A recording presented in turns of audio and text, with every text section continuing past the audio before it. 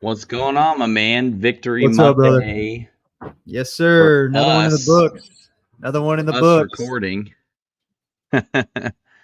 Feels good to get that AFC win. Shut those Yes. Bengals up a little bit. Yeah, great start to the season. Chiefs are 2-0. Ravens are 0-2. Thank you to the Raiders. There's not many opportunities in the NFL season where I'm rooting for the Vegas Raiders. Yesterday was one of them. And Bengals start 0-2 as well. So, hey, what a great day. Bryce, I see you got a shit-eating grin on your face there. Don't know if you're laughing at me rooting on the Raiders or not, but hey, it is what it is. I caught some shit yesterday for rooting for the Raiders, but who's giving you some flack there? Keith Hudson. Yeah, I could see that. Yeah. So, Damn the consequences. We'd not root for the Raiders. yeah, agreed. Yeah. But yeah, I mean, we've kind of separated ourselves in a different tier as of this point, at least in the AFC. NFC's kind of in shambles, but it feels good to be at the top still. Yeah, no, I mean, honestly, it feels like there's a little bit of a shift in the AFC as a whole for all these other teams, but that's maybe a tangent for another day. Let's talk about this game, man. Let's get into it. I'm honestly was at the game. Yep. It didn't feel as convincing of a win as the Ravens game. Yeah. I'll say that, right? These guys play us well all the time. Even it doesn't matter if it's Joe Burrow or Jake Browning under center. It always seems to be like a close game, decided one way or the other. Before we get too deep into that, do want to touch on some unfortunate news that came out before the game because we haven't had a chance to talk about it here on the show. Hollywood Brown found himself on the IR. Yeah, that's a tough one. Obviously there was a lot of expectation going into the season, a lot of hype, we were pretty excited, as Chiefs fans to have that number one guy. I know when we picked him up this offseason, it was a kind of a sigh of relief, after what we saw last year with the receiving core. So tough loss there, but as well as I do, the Chiefs are a next man up team, and that is now the expectation for the Chiefs. And really, not to go off on a different topic here, but we kind of saw that at left tackle mid-game yesterday, right? And so next man up mentality, and we still got business to take care of, and we still got games to win. So, I'm sure, I know they got the day off today, but they'll be back at it tomorrow and preparing for another game. And yeah, tough loss. It's unfortunate because there was some expectation that he might even be ready to go for this Bengals game, right? We're thinking, okay, we might be getting fully staffed up in that wide receiver room. Now all of a sudden it's surgery and he's not going to be available. That's a big time playmaker that the Chiefs were expecting to have throughout the regular season. And you're hoping they don't miss a beat, right? They backfilled it with Juju not too long ago. So there's definitely some talent on the roster regardless, but I mean, there was another consequence of this game. We can start there. Isaiah Pacheco, he exits the game with his own injury, and he does his normal get up, stomp around after the play, all that good stuff. And turns out at the end of the game, he's in a boot. Yeah. After some tests and scans and all that come out, fibula fracture is the official diagnosis. A stint on the IR is imminent, where he'll be out 6 to 8 weeks. So who do we backfill there? Right? Yeah, I mean, what's the answer there? Obviously, we talked about this last week or a couple weeks ago, where Samaje Perine was a pretty big pickup for the Chiefs, and now it's feeling like a legendary pickup with the situation we're in, right? And Samaje Perine is not some below the top off 120 yards a game kind of a guy, but he is dynamic in the passing game. He can get you that 40, 50 yards, but as we've seen with the Chiefs the last 2 weeks, Carson Steele is a big part of that offense when it comes to short yardage run game. And, even after the fumble yesterday, the fumble that we lost that Carson Steele popped up. He got the ball again the next drive. So I think the expectation, as Andy Reid has always done, is that step back up, get back in there, and right your wrong. And Right. Steele did that. And so I think Carson Steele is going to be a big part of what the offense does. I think the play calling will shift. It's going to be a lot more is going to fall on Patrick Mahomes' shoulder instead of having that go-to first down back or second down and long where you feel comfortable running the ball second and long and getting that third down play. But I think where Patrick Mahomes and the receiving core is going to eat most of that, and which is okay. We have the best quarterback in the league, and if anybody can do it, it's going to be Patrick Mahomes. But I think looking at the last two games, Patrick hasn't been his normal self. 3 touchdowns, 2 picks out over the last 2 games, or 3 touchdowns, 3 picks. 3 picks. So he's not off to the lights out start we usually see in September from 15. But when, as we all know, when the pressure is on, when it's time for Patrick Mahomes to play ball, he plays ball. Yeah.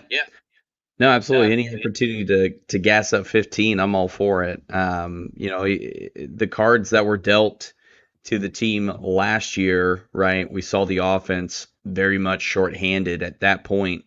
I think even with Pacheco and Hollywood Brown missing considerable portions of the season, there's still more weapons than what they had at their disposal last year from an offensive standpoint. And,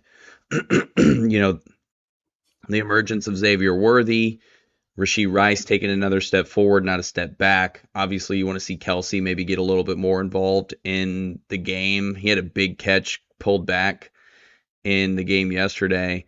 Those are pieces that, as the season continues to progress, there's going to be plenty of opportunities for these other guys to step in. Yep. And you just got to trust that the coach and the quarterback are going to scheme things up and call the right plays and make those adjustments in game when they need to play to those guys' strengths. So I have nothing confidence in that. It is disappointing, more on the Pacheco injury than the Hollywood Brown injury, because I just feel like he was on his way up. Running backs already have such a hard time, extending that career longevity. I feel like they have the most finite number of snaps available to them. And for him to miss, 6-8 weeks in his young career, it's unfortunate, specifically because he came out of the draft a little bit older, right? He's on the older end for a guy who was a rookie a couple years ago. So, those things are I'm a little bit bummed about for Pacheco's purposes, but already rumors of Kareem Hunt, an old friend, coming to visit Kansas City on Tuesday to meet with the team and get some work in and see if he can't dust the old pads off and get back to it. There's definitely options out there if they wanted to grab a free agent, even if it's not Kareem Hunt, right? There's a lot of guys out there who could come in and potentially make an impact. But I am excited at that opportunity, right, to have him back in here. Yeah, no, I agree. I mean, having Kareem Hunt back would be fun to watch. That guy was lights out when he was playing ball in Kansas City, and to have him back, that dude was a force when he was in Kansas City, but as well as running the ball next to Nick Chubb in Cleveland. He was that was a hell of a tandem that they had in Cleveland. So he had 9 touchdowns last year. I don't think a lot of people realize that. That's a surprise to me. It's a surprise to me. So I think there is opportunity, and once again, man, it's about building what you already have. But there is concern, as from Chiefs Kingdom, you got to be wondering. Last couple of years, we've been able to make it out with pretty low injury rates, especially to start the season. But as the season plays along, we've done a good job of staying healthy, and I think we can all agree that there's one way the Chiefs don't three-peat this year, and that's if we beat ourselves and or we're injured going into playoffs and we don't have key members of that team playing throughout the season and into January, February. So, there's not much you can do. All the preparation for that is mostly been done already. There's some maintenance work you do throughout the season, but a lot of that comes from the offseason and what kind of work you put in the offseason to try to prevent those. And not that those guys didn't put the work in that got injuries, but you can only do what you can, and you got to keep pumping forward. True that. No, everyone's dealing with injuries by the time playoffs roll around, right? We've just been able to manage it a little bit better, so that's the hope, right? It doesn't keep pushing down that road. Let's talk about the game. Let's get into Yeah. this game. I'm saying player of the game. Maybe you and I agree on this. Shamari Connor for me was the standout from this game. Not only was he, and it's hard not to. I don't know. I don't want to steal your thunder because I don't know who you're gonna say. Trent McDuffie was an honorable mention for me because of what he was able to do against Jamar Chase in coverage. But Shamari Connor made the biggest, most impactful plays, right? The scoop and score in the fourth quarter to get us really in a position to win the game. I mean, ultimately, you got to give credit for that, right? He didn't sack Joe Burrow on that, but he had the wherewithal to pick it up and run that thing in. Right. And then really the final drive that the Bengals had was when he came in and made that contribution in the backfield with a sack. So, I mean, for those two plays in particular, I wanted to highlight him as player of the game for me, and he's just becoming better and better each and every week, getting comfortable in the scheme and what Spags asks him to do. He's going out there and executing and doing it at a high level. So it's been awesome watching Shamari Connor play, and I had to give him some praise on that one for sure. Yeah, couldn't agree more. There's a couple guys that after the game was over, the conversation continues. There's always, when you're watching the game with a group of guys, or you're leaving the game from the stadium, the conversation continues. Who killed it, and who needs some work going into next week. And Connor was one of those guys we were talking about. Harrison Butker, obviously lights out when it matters most. So over the last 18 months, that guy's been a freaking menace to opposing teams when it comes down to the last 2 minutes of any game. And then a couple other guys we talked about, Rashee Rice. That guy is light years better than he was last year, especially at this time in the season. But Rashee Rice is a freaking stud, man. And that ball that Patrick Mahomes dropped into him for that touchdown was just, I mean, it couldn't have gone anywhere else. Beautiful. I mean, there was a 12-inch circle where that ball could have went, and he dropped it right in there. And so, but to talk about McDuffie as well, we talked about him, open field tackle. He's got to be the best open field tackler corner in the league, man. There's nobody one-on-one. It does not matter, who you are. He's gonna find a way to get you to the ground and short of the sticks. And that is such an attribute to have that is not spoken about very often in the sports world, right? So a lot of times, not just corners, but defensive backs in general don't get a lot of praise for their tackling skills. And man, McDuffie is a surefire tackler, bro. Yeah, I mean, you remember like back in the day, Troy Polamalu lighting dudes up. Just thinking defensive backs in general. Ronnie Lott, a big hitter who was known for what he was able to do. But like with the way the rules are set this, in today's NFL, they really can't be the big hitter guy anymore. So the technique and watching these guys kind of adapt and seeing how Trent McDuffie handles his business in open space is really cool to see, especially in those critical moments. With the end result of Sunday's game against the Bengals being in favor of the Chiefs, 26-25 last-minute field goal. You mentioned Harrison Butker, so I want to talk about him. When he came up to kick that game-winning field goal, there was zero doubt. Yep.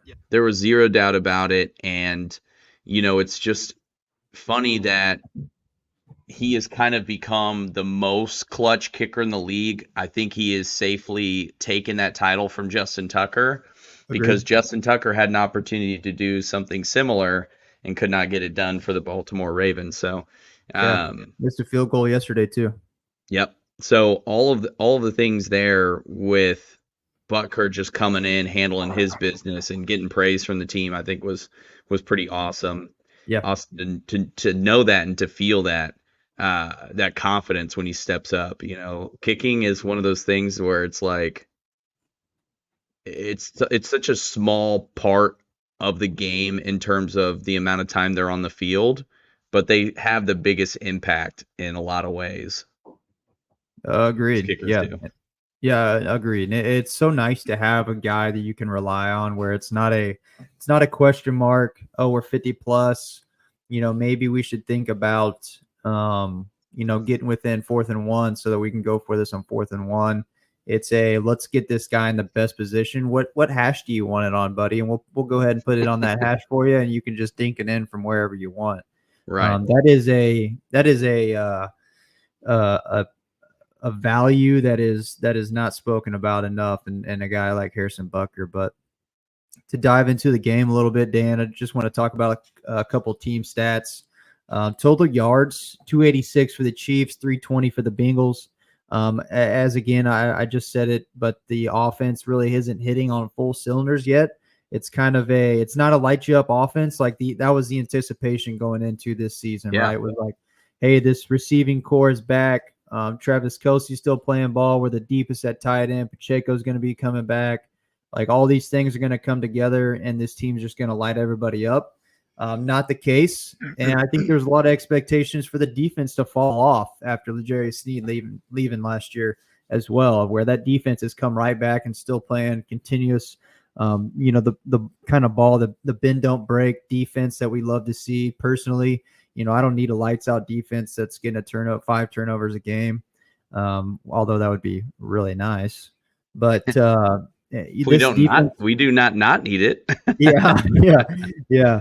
But the defense supplements the offense very well, right? And Patrick Mahomes already manages the game from a flawless standpoint, and the defense just complements that on the other end and kind of giving the offense a break when they need it. On the other hand of that, the defense kind of gets worn out from time to time. We see that, and we talked about that last week on the show, where you got these guys coming out and having 11, 12, 17 play drives, and it does kind of wear on you. But didn't get the lead until the second half. It was kind of back and forth there for the first half.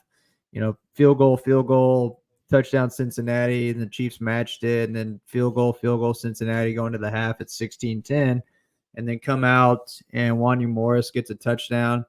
First, when I saw Wanya Morris catch the touchdown, I was like, Wanya Morris? Question mark? I thought he was on the practice squad 2 weeks ago. I didn't know he got called up, and then my man's in there catching touchdowns. So that was a kind of a shocker there for me.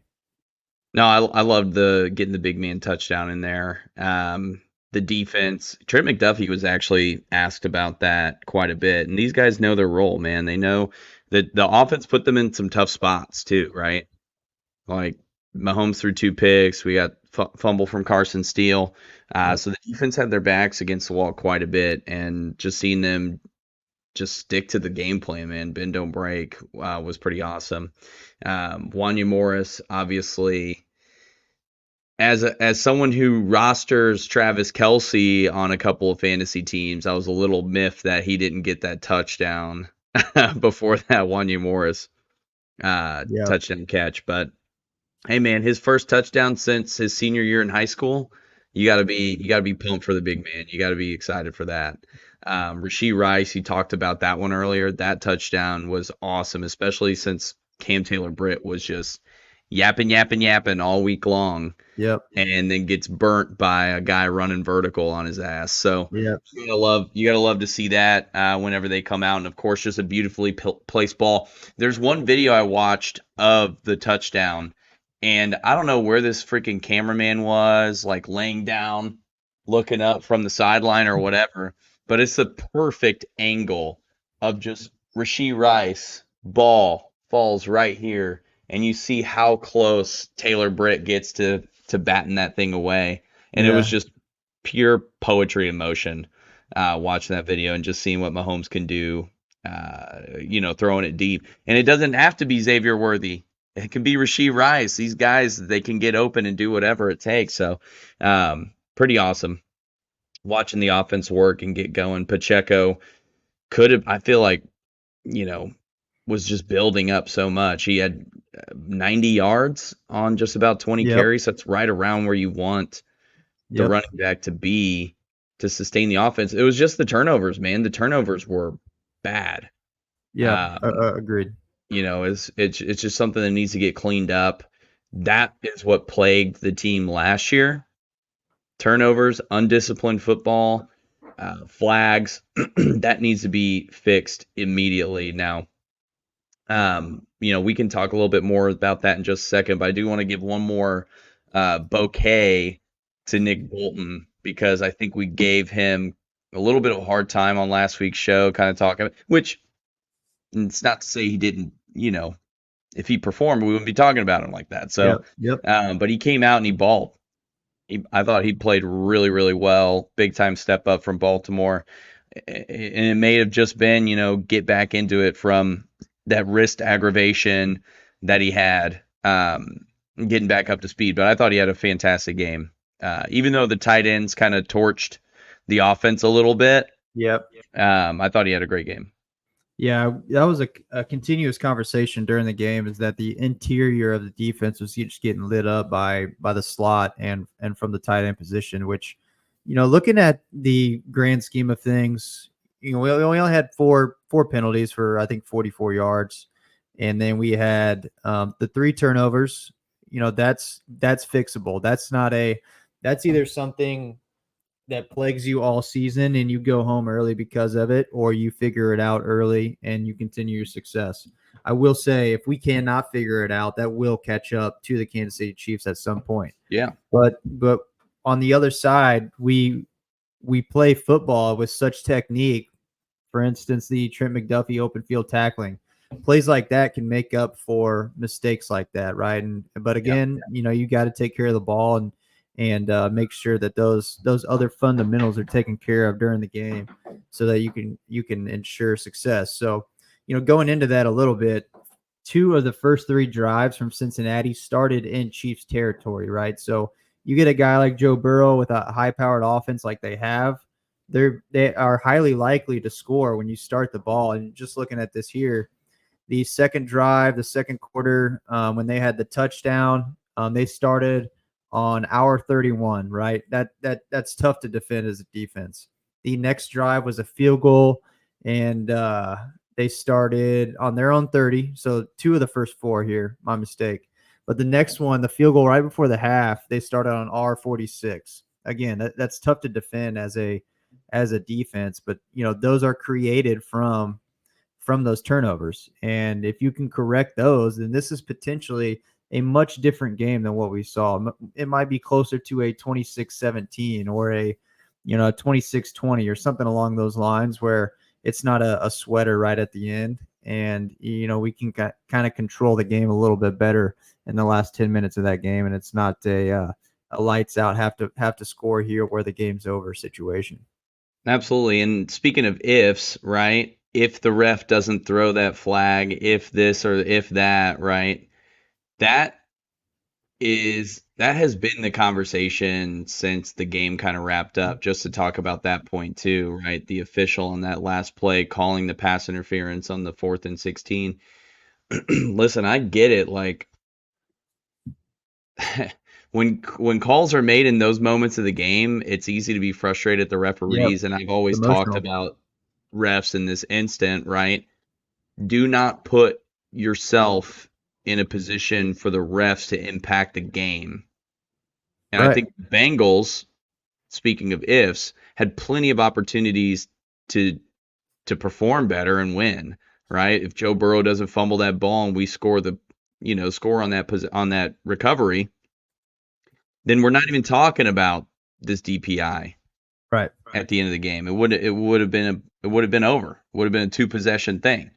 So, there are those pieces where it's like, blame the officials if you want. We saw Jamar Chase get all pissed off and heated at one of them too, because he thought he got his dropped when he clearly didn't. Man, I was hoping that he was headed to the bench and start shoving players and coaches. I was like, this is awesome. I was thinking maybe he was going to get toss the cap on his ass. Well, I thought he was going to lay hands on that ref. He came up behind him. I was like, please touch that ref.